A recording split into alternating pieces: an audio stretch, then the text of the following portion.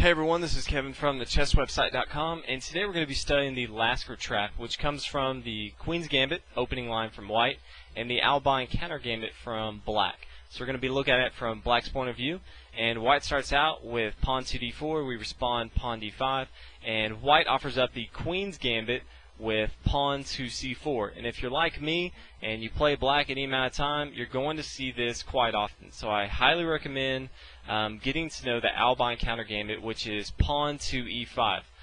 It's a great play. White players really don't know how to play it very often, play against it. And a lot of times you'll see a lot of bad moves, and especially if you have someone that hasn't seen it very often, you may be able to use the Lasker Trap that we're going to be going over today. So, play resumes with the main line, and that is pawn captures e5, and black's going to respond with pawn to d4, putting more pressure on white here. White can no longer develop his knight to the c3 square, which he'd really like to.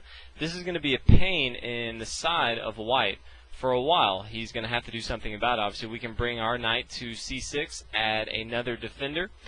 So from here, you may see the move which is going to be a mistake, and that is pawn to e3. Now, even if white does not make this mistake, black still has a lot of good gameplay. So don't feel that if they don't do this and they don't fall into the trap, that you're just completely lost. You're actually not. You can have a lot of good counter gameplay in the Albin Countergambit. So from here, white is basically hoping that we're going to just capture, and then they can come down, capture our queen, and when we recapture, we can no longer castle.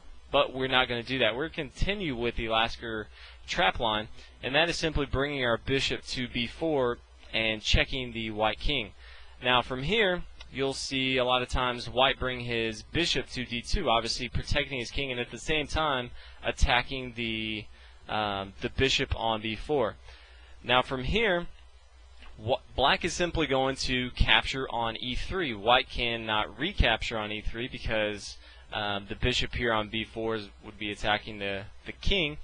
But from here, white can make the big mistake of taking our bishop on b4, thinking he can freely get even more material advantage, but he's going to be mistakenly wrong. From here, black can continue to capture on f2.